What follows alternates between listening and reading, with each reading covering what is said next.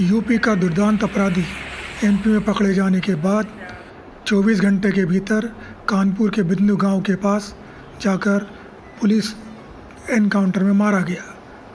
उज्जैन से रवाना होने के बाद यूपी पुलिस सड़क मार्ग से सुबह कानपुर के पास पहुंची। नाटकीय घटनाक्रम में पुलिस का वह वाहन पलट गया जिसमें अपराधी विकास दुबे बैठा था। पहले तो पुलिस बताती है कि विकास घायल है, उसे अस्पताल ले जाया गया है। कुछ देर बाद पुलिस कहती है कि दुर्घटना का फ़ायदा उठाकर भागने का प्रयास कर रहा था और पुलिस ने उसे एनकाउंटर में मार गिराया। 8 पुलिसकर्मियों का हत्यारा विकास दुबे अपनी जान बचाने के लिए उज्जैन के महाकाल मंदिर पहुंचा था और वहां मंदिर के सुरक्षा कर्मियों को शक होने पर उसे गिरफ्तार कर लिया गया। ट्रांजिट रिमांड पर विकास दुबे को कानपुर लाया जा रहा था।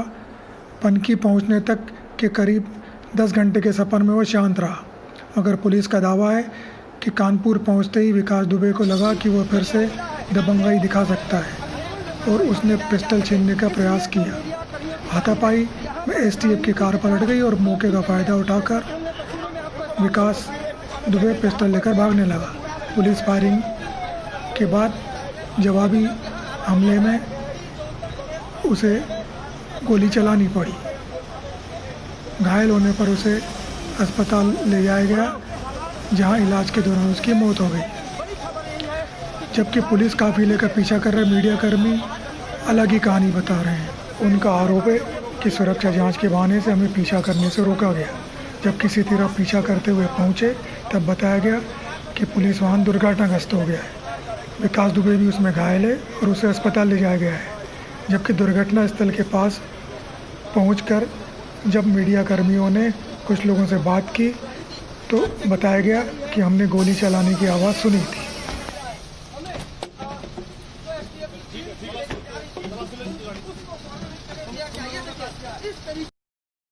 यहाँ पे सर जो भी हमने लोगों ने आवाज़ सुनी है वो गोलियों की सुनी थी। अच्छा जी।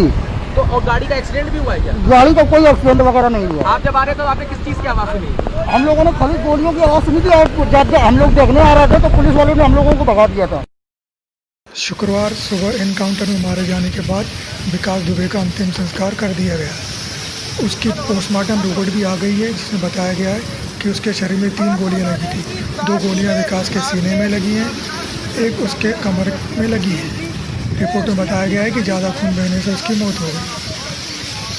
विकास दुबे का अंतिम संस्कार भैरव घाट पर किया गया। उसकी पत्नी ऋचा दुबे, छोटा बेटा और बहनोई दिनेश तिवारी वहाँ मौजूद थे। घाट पर मौजूद ऋचा ने मीडिया कर्मियों के सवालों पर भड़कते हुए कहा कि भाग जाओ, जिसने जैसा सलूक किया है उसको वैसा ही सबक सिखाऊंगा, जरूरत पड़ी तो बंद भी उठाऊंगी। एनकाउंटर के बाद मध्य प्रदेश में भी वार प्रतिवार का दौर शुरू हो गया। जिंदा पकड़ लिया तो कह रहे थे जिंदा क्यों पकड़ लिया? खुलासा करना होता तो कौन ने रोका था? कल वो 17 घंटे 12 घंटे रहा। ऐसा नहीं है, इनको तो हर चीज पर मातम मनाना है। की जो पुलिस की चौकी थी उसके थानेदार को उसी रात को हटा दिया गया था। एसपी और डीएम की वहाँ मीटिंग होती है रात को 8 बजे, वो दर्शन करने नहीं जाते। ये एक एक करके सब उलझा हुआ मामला है। और जो थे मध्य प्रदेश के गृह मंत्री, वो वहाँ के प्रभारी हैं, उज्जैन के, कानपुर के भी प्रभारी गए। और जिस तरह से उसने पहले एक बार पुलिस थाने के अंदर हत्या की थी एक राज्य मंत्री लेवल के नेता की, और छूट गया था, तो ये इन सब चीज़ों में ये जो कुछ भी यहाँ पर हुआ, जिस तरह से उसको सरेंडर कराया गया, शहीदों के जो 8 पुलिसकर्मी शहीद हुए, उनके परिवार भी कह रहे हैं कि सब साजिश है, वो कह रहे हैं। और लोगों के नाम उजागर नहीं हो इसलिए उसका एनकाउंटर पुलिस ने, उत्तर प्रदेश की पुलिस ने कर दिया। जब कोई सरेंडर होता है तो उसको कोर्ट में पेश किया जाता है। उज्जैन में कोर्ट में पेश नहीं किया गया, सीधे पुलिस उत्तर प्रदेश को दे दिया और वहाँ जाके उसके एनकाउंटर हो जाती है। और इस बात के शक कल दिग्विजय सिंह जी ने भी, और एक टीवी चैनल पर ब्रजेंद्र सिंह राठौर, पूर्व मंत्री कांग्रेस के, उनने भी शक किया था कि हो सकता है सुबह तक इसका एनकाउंटर हो जाए।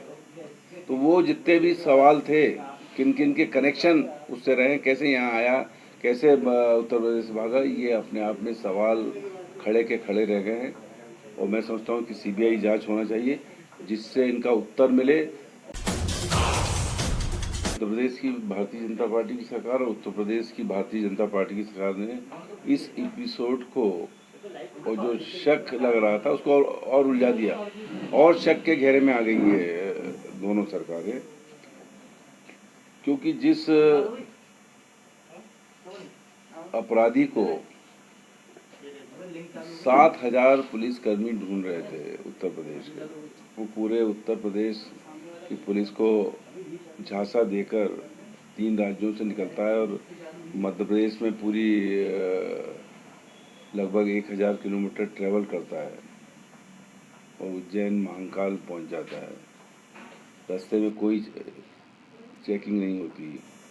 उस वक्त उज्जैन में महाकाल के दर्शन करता है, वो फोटो खिंचवाता है और फिर एक गार्ड, जो सुरक्षा गार्ड है,